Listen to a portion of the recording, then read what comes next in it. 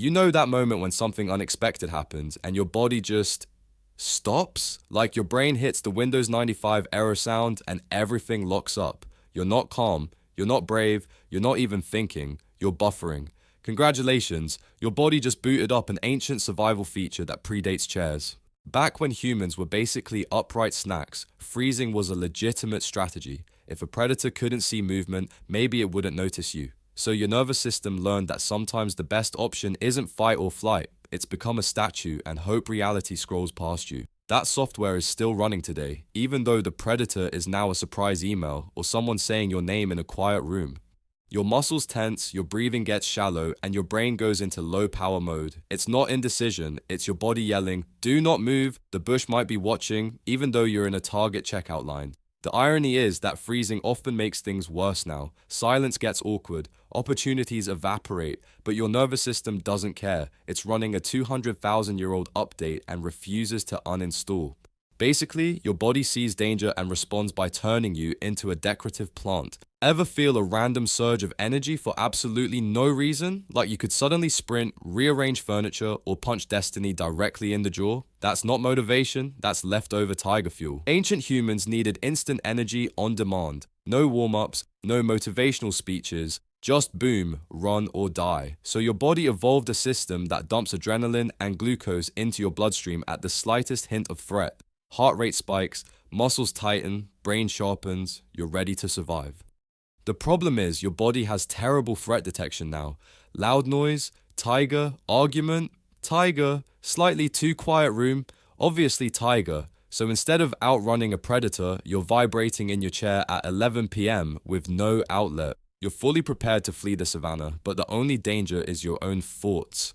This is why you feel wired after stress but exhausted afterward. Your body spent premium survival currency on absolutely nothing. It's like revving a race car engine while parked in a garage. Impressive, loud, entirely unhelpful. Your ancestors used this energy to stay alive. You use it to pace around your house like a haunted Roomba. Ever wonder why emotional pain feels physical? Chest tightness, stomach dropping, throat doing that weird choking thing. That's not poetic language. It's biology refusing to move on. Long ago, social rejection could literally kill you. Being kicked out of the group meant exposure, starvation, or becoming a very educational cautionary tale. So your brain wired emotional pain into the same alarm system as physical injury. Broken bone, pain. Social abandonment, same channel, different commercial. That's why embarrassment feels like a gut punch and heartbreak feels like your organs are filing a formal complaint. Your body treats emotional threats as survival threats because, historically, they were. Loneliness wasn't sad, it was dangerous. Now, instead of exile from the tribe, it's being left on red. But your nervous system doesn't understand modern nuance. It just knows connection equals safety. So when that connection wobbles, alarms blare. Basically, your body thinks your group chat is a life support system, and when it glitches, it panics accordingly. You can pretend you're fine with the dark. You can walk confidently into a pitch black room like a brave, rational adult. But the second the lights go out, your brain starts whispering, "Okay, but what if something is standing extremely close to your face right now?" That's not imagination, that's prehistoric paranoia, with excellent attendance. For early humans, darkness was basically a subscription service for death. You couldn't see predators, you couldn't read body language, you couldn't tell if that sound was wind or something with teeth and ambition. So the brain evolved to treat darkness as suspicious by default. Heart rate up, senses alert, thoughts unhinged. Even today, your hearing sharpens in the dark. Small noises feel louder. Shadows feel personal. Your brain starts filling in gaps with worst-case scenarios because it would rather be wrong than dead. That's why closets feel haunted and hallways become psychological horror movies after midnight. The irony, you're surrounded by locks, walls, and Wi-Fi. But your brain is still convinced you're one bad rustle away from being selected for nature's highlight reel. Basically, your fear of the dark is your ancestors screaming, "Vision is important, why did you turn it off?" You ever eat like your body thinks food is about to be outlawed? Like you're not hungry, but your brain is like, "Yes, but what if winter happens emotionally?" That instinct comes straight from a time when missing a meal wasn't inconvenient, it was a threat. Our ancestors didn't have grocery stores, they had luck. So when food showed up, the rule was simple: eat it, store it, respect it. Fat wasn't shameful, it was survival savings. Your body learned to hold onto calories like they were rare collectibles. Fast forward to now, and your body still doesn't trust abundance. It sees a buffet and thinks, this is temporary, act accordingly.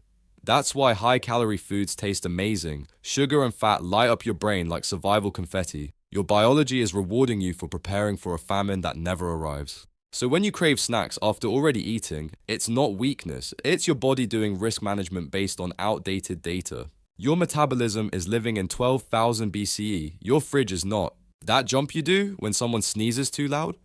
Ancient tech, 0% shame. When your body flinches before you can think, that's because thinking is slow and teeth are fast. The startle reflex bypasses logic entirely. Sound happens, muscles contract, heart spikes, eyes widen. No committee meeting, no debate, just action.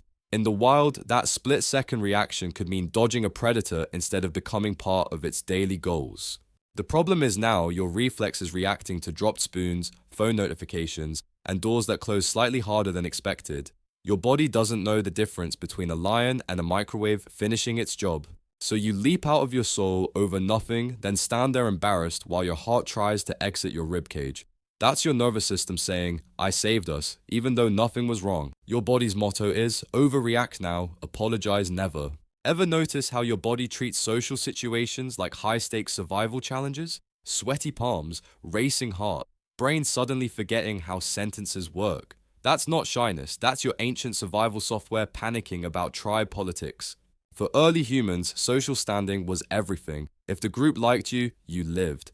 If they didn't, you were alone, exposed, and one bad night away from being a biology lesson. So your brain evolved to obsess over approval, status, and not saying something catastrophically stupid in front of others. That's why public speaking feels like impending doom. Your body isn't afraid of talking, it's afraid of being socially rejected because rejection used to mean starvation or death. Now it just means awkward silence, but your nervous system refuses to downgrade the threat level. So your body floods with stress hormones, scanning faces for signs of disapproval like it's hunting for predators. Every raised eyebrow feels like exile paperwork. Basically, your brain thinks a weird joke might get you kicked out of the tribe, and the tribe is apparently your co-workers. Ever replay an argument in your head and absolutely dominate it hours later? Congratulations, your inner caveman is sharpening a metaphorical spear. Revenge is an ancient survival instinct. If someone harmed you and faced zero consequences, they were likely to do it again.